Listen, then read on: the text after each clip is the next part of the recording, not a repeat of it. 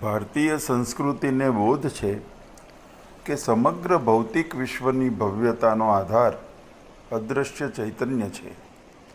તેથી આપણે સર્વમાં પ્રભુ જોઈએ છીએ. આપણે તુલસી અને પીપળા સહિત પ્રત્યેક વૃક્ષમાં વાસુદેવ અને દરેક પાંદડે બાલમુકુંદના દર્શન કરીએ છીએ.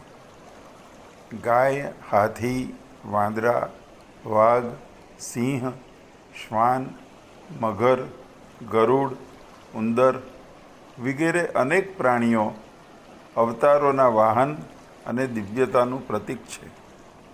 સૂર્ય, ચંદ્ર, અગ્નિ, વાયુ, પૃથ્વી, નદીઓ, ઔષધિ, વાણી, નજર, મન, બુદ્ધિ, ચિત્ત વગેરે દિવ્યતાના ખજાના છે.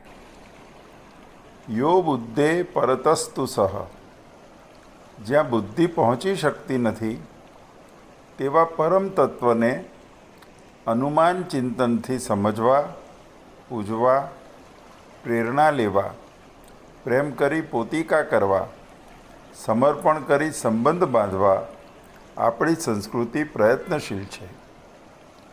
વિવિધ ઋષિ, આચાર્ય, ભક્તો અને મહાપુરુષોએ તે દિશામાં ખૂબ ચિંતન અને આચરણ કર્યું છે.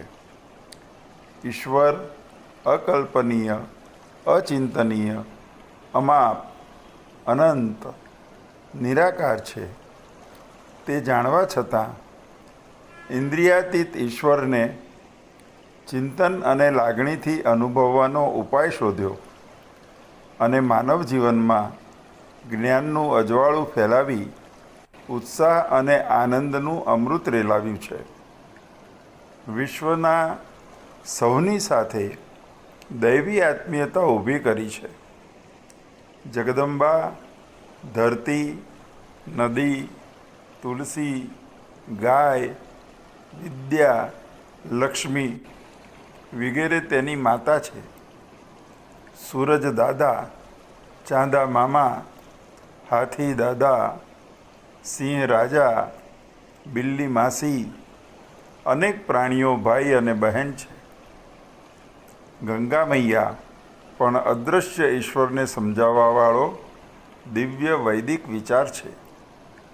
જેમ પૃથ્વી પરની ભૌતિક ગંગા અતિ શુદ્ધ, પ્રાણદાયક, સમૃદ્ધિદાયક અને કલ્યાણકારી છે, તેમ અલૌકિક ગંગાનું દિવ્ય સ્વરૂપ આપણા ઋષિઓએ પ્રભુના અદૃશ્ય સતત પ્રેમ પ્રવાહ તરીકે ચિંતવ્યું છે.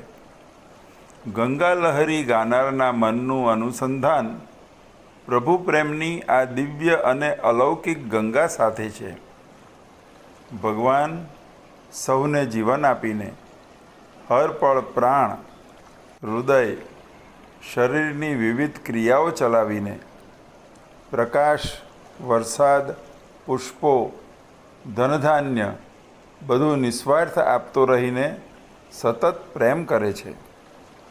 તે પ્રેમ પ્રવાહની સતત વહેતી અદૃશ્ય ગંગાને વારંવાર યાદ કરીને અનેક શ્લોકો અને સ્તોત્રો રચાયા.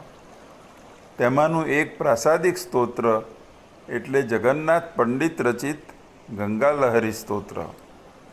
આ ગંગા લહરી સ્તોત્રના 7 શ્લોક આપણે જોયા. હવે 8મો શ્લોક જોઈશું. સ્મૃતમ સદ્યમ સ્વાંતમ વિરચયતિ શાંતમ સકૃદપી પ્રગીતમ યત પાપમ ઝટિતિ ભવતા પંચહરતિ ઇદં તદ્ગંગેતિ શ્રવણરમણીયં ખલુ પદમ મમ પ્રાણપ્રાંતે વદન કમલાંતર્વિલસતુ. શ્લોકનો પ્રત્યેક શબ્દ જ્ઞાન, પ્રેમ, ભાવની અવર્ણનીય સરવાણીથી ભરપૂર છે. સ્મૃતમ સદ્યમ સ્વાંતમ વિરચયતિ શાંતમ સકૃદપી પ્રગીતમ યત પાપમ જટિતિ ભવતાપંચ હરતી. પ્રભુ પ્રેમની હે મા ગંગા, અંત સમયે તારું સ્મરણ થતાં જ હૃદયની દુર્બળતાઓ અને ભયરૂપી પાપ અને અજ્ઞાન સાથે આવેલા દુઃખોરૂપી ભવતાપ તુરત જ દૂર થાય છે તથા દૈવી આત્મવિશ્વાસ, શાંતિ અને સ્ફૂર્તિ મળે છે. ઇદમ તદ્ગંગેતિ શ્રવણ રમણીયમ ખલુ પદમ મમ પ્રાણ પ્રાંતે વદન કમલાંતર વિલસતું. અંત સમયે આ તારો રમણીય ગંગા શબ્દ સાંભળતા જ હૃદય સહિત સંપૂર્ણ અસ્તિત્વ દિવ્ય પવિત્ર સંસ્કારો અને આનંદથી નાચી ઉઠે છે. અંત સમયે ભક્ત હૃદયને ખાતરી થાય છે કે મારી દિવ્ય પ્રેમાળ માં હંમેશા મારી સાથે છે અને રહેશે. બા સાથે હોય પછી બાળક નિશ્ચિત થઈ જાય છે.